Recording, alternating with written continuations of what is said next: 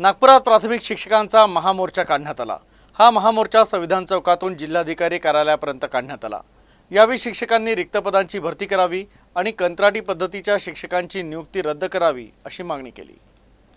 राज्य सरकारच्या निर्णयाविरोधात शिक्षक संघटनांनी एक दिवसाची सामूहिक सुट्टी जाहीर केली आहे। बुधवारी राज्यभरातील हजारो शिक्षक आपल्या मागण्यांबाबत आंदोलन करण्यासाठी रस्त्यावर उतरले। नागपुरात प्राथमिक शिक्षकांनी महामोर्चा काढला।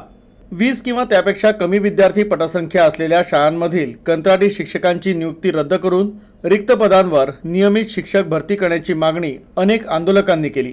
याशिवाय विद्यार्थ्यांना मोफत पाठ्यपुस्तकं आणि गणवेश प्रदान करण्याच्या मागणीचा देखील यात समावेश होता।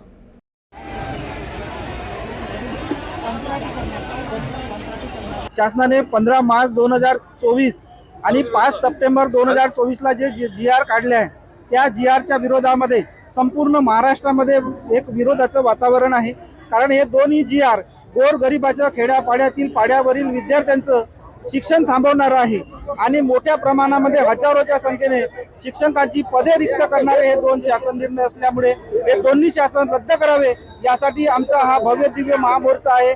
आणि याही उपर जर शासनाने GR चेंज बदलवले नाही तर आमचं आंदोलन आम्ही अधिक तीव्र करू अशी या प्रसंगी सांगतो।